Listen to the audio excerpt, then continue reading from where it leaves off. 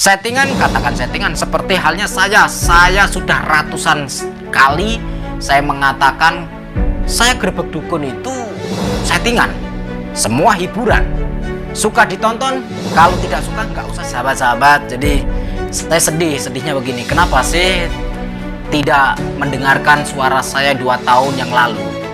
2 tahun yang lalu saya ini mau curhat ya sahabat-sahabat, sudah saatnya akan saya utarakan, saya akan berbicara di sini karena sudah 2 tahun yang mengendam, saya sembunyikan ya, sudah 2 tahun saya sembunyikan di media. Tapi sebelumnya saya sudah koordinasi sama teman-teman juga, banyak saya banyak hal, ada beberapa saya juga mohon maaf, Bang TJ, sebetulnya saya sama beliau juga baik dan saya sering komunikasi sama beliau, sama Mas Marcel Pesulap Merah.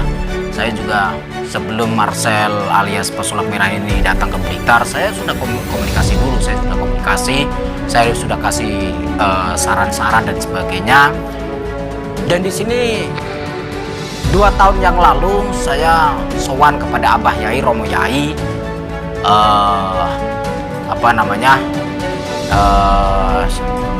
Syekh Kiai Haji Agus Barnawi, Agus Hamid Barnawi ya, itu guru saya dan gurunya Samsudin di Gunung Lawu. Nah, kalau pengen tahu Joko Arek, paham lah, Joko Arek itu yang ada di Gunung Lawu juga, dekat sama padepokan saya, karena beberapa kali Joko Arek juga main ke tempat padepokan saya, tapi tidak pernah di live beberapa kali ya. Dan saya dengan Joko Arek sudah banyak ngobrol, bla bla bla bla bla bla. Intinya begini, saya hidup berjalan itu untuk umat.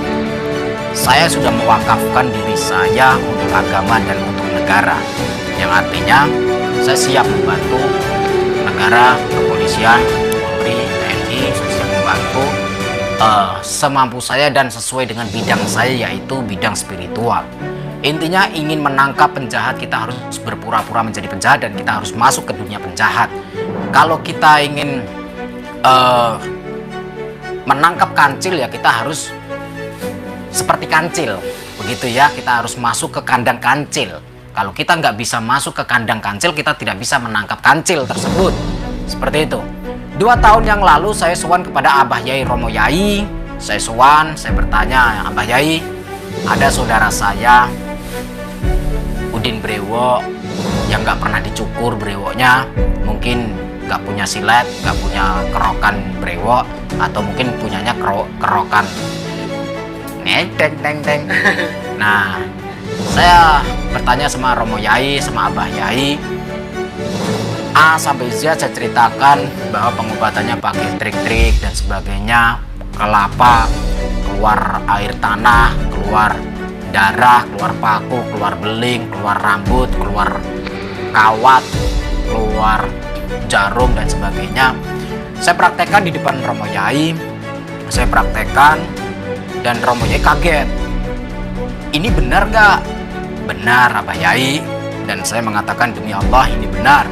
Dan bahkan melakukan keris geledek atau keris apa sih, keris petir atau apa.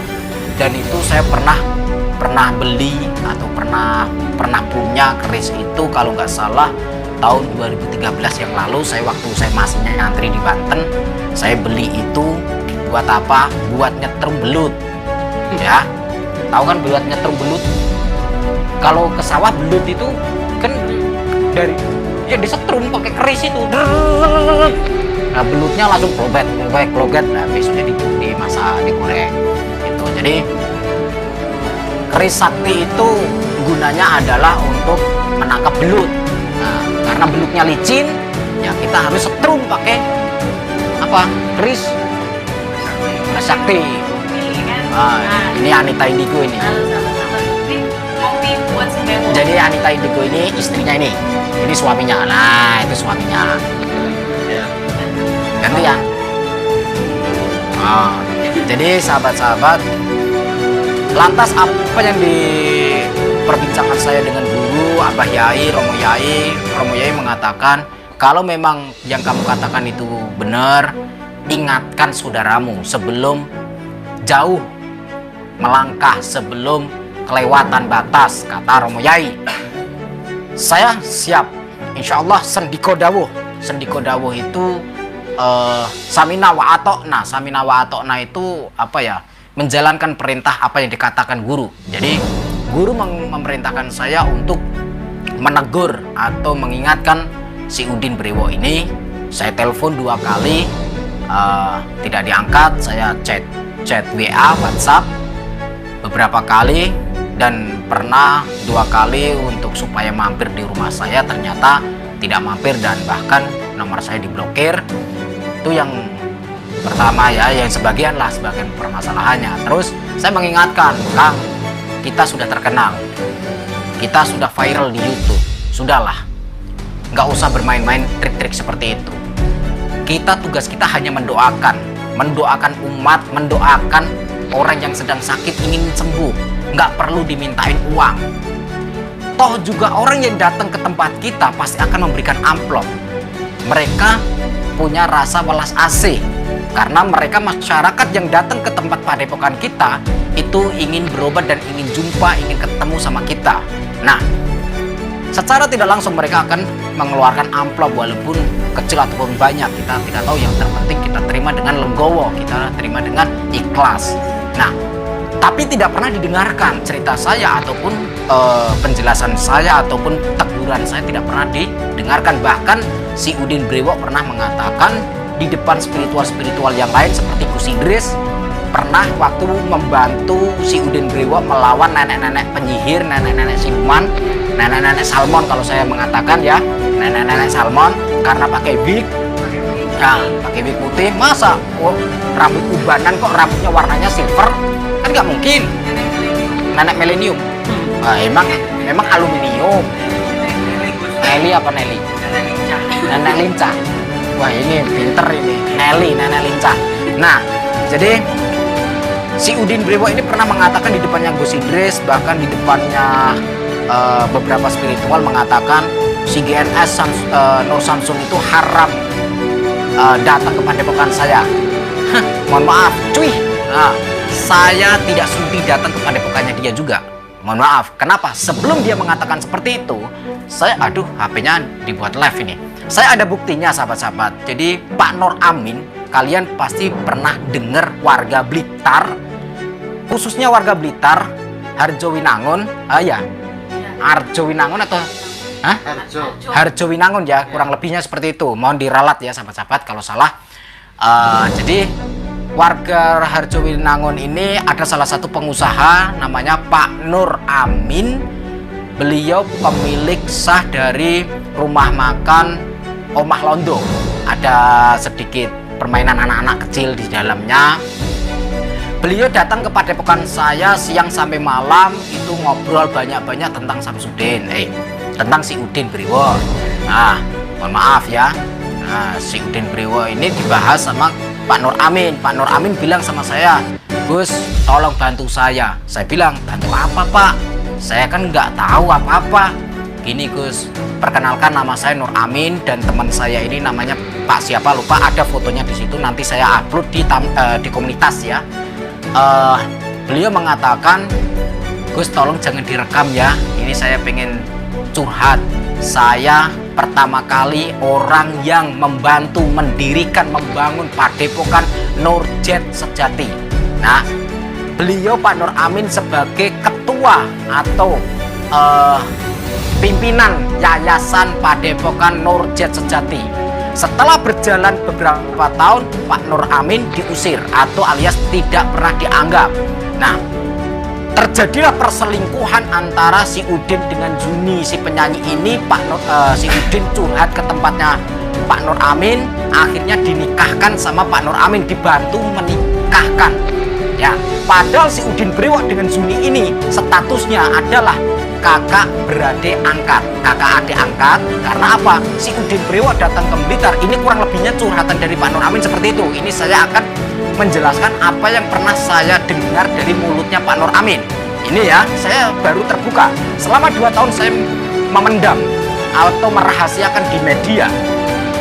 Dan di sini Pak Nur Amin cerita bahwa si Udin Brewok sama si Yuni penyanyi dangdut gagal ini selingkuh karena si Yuni ini adminnya atau asistennya, sekretarisnya. Nah, Witing Tresno jalaran soko kulino, cinta itu karena dimulai dari keterbiasaan ketemu, akhirnya terjadilah sebuah kikuk-kikuk alias ya open BO lah. Lanang karo wedok itu kalau keluar masuk hotel gimana sih?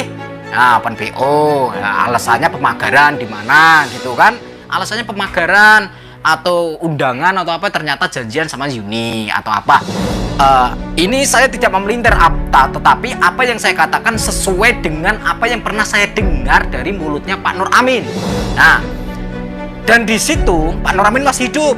Nah, terus ketahuan sama istri tua, istri pertama, karena sebelum sama Yuni si Udin ini katanya sudah pernah menikah, tapi diceraikan istri yang keduanya. Nggak tahu berapa bulan terus diceraikan, mungkin sudah nggak enak selakangannya atau gimana ya, asem atau gimana, kecut lah.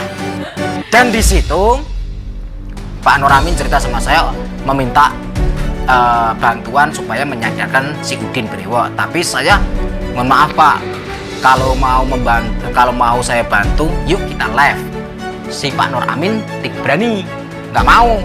Gus, boleh nggak tanpa saya? Saya jangan dimasukkan ke YouTube. Takutnya nanti saya dengan si Udin bermasalah, katanya begitu. Takut berantem lah, takut apa. Pesennya Pak Nur Amin begini, saya masih ingat. Demi Allah, demi Rasulullah, akan saya mengatakan demi syafaatnya Rasulullah Shallallahu Alaihi Wasallam. Pak Nur Amin mengatakan, Gus, untuk memberantas tikus tidak harus membakar kandangnya, tidak harus membakar gudangnya, cukup dibantai tikusnya. Gimana caranya tanpa merusak kandangnya itu? Nah, saya mikir gimana ya caranya ya. Akhirnya berjalan waktu, seiringnya waktu saya memiliki ide, saya memiliki rencana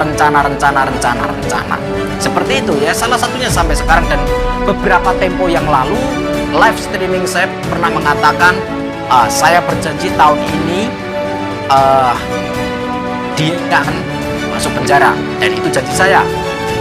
Dan insya Allah Padepokan akan ditutup. Nah, itu janji saya. Insya Allah tahun ini ya, tahun ini kita buktikan ya, sahabat-sahabat, kita buktikan. Saya mengucapkan, memberikan apresiasi kepada saudara saya pesulap merah Marcel, dan di sini Anda hebat, Anda luar biasa. Tidak sia-sia sebelum Anda atau sampean datang ke Blitar, ke tempatnya si Udin Brewok, komunikasi teleponan sama saya, chattingan sama saya. Sebetulnya saya sudah mewanti-wanti atau memberikan arahan kepada pesulap merah juga sebelum berangkat ke sana, atau dikala sampai di sana temui dulu Pak Nur Amin, nanti Pak Nur Amin akan membantu. Dan alhamdulillah sesuai dengan rencana, dan alhamdulillah beberapa bulan yang lalu sebelum Bang TIJ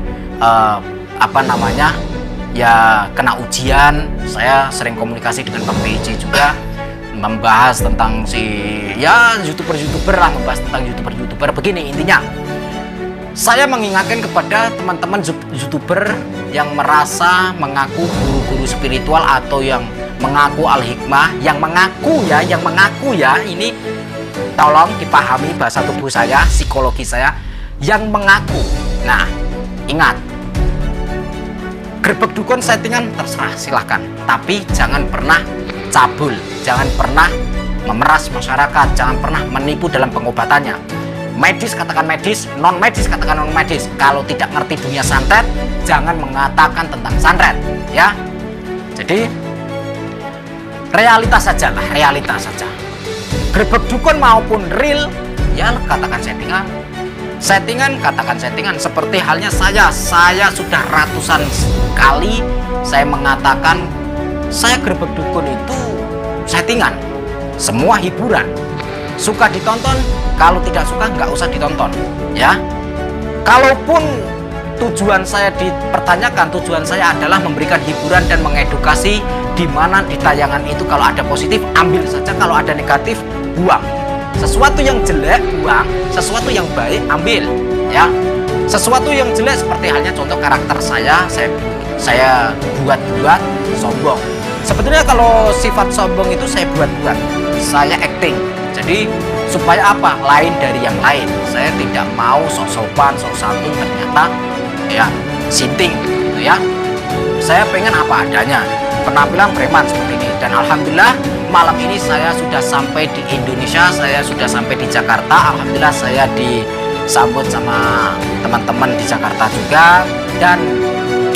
Dan sahabat-sahabat, saya ingin istirahat semalam di sini. Besok saya akan pulang.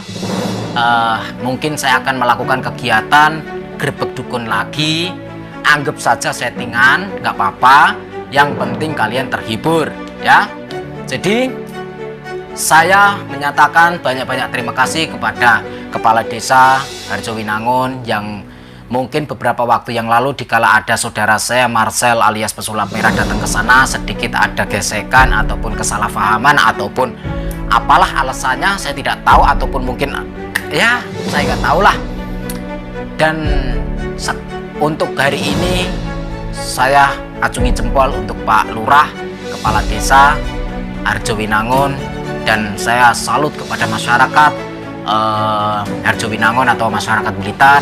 Kalau memang ditutup padepokan tersebut, silahkan, dan saya menghargainya dan saya mendukung penuh bila mana mau ditutup, karena kalau masih dibuka akan terus berjalan seperti itu.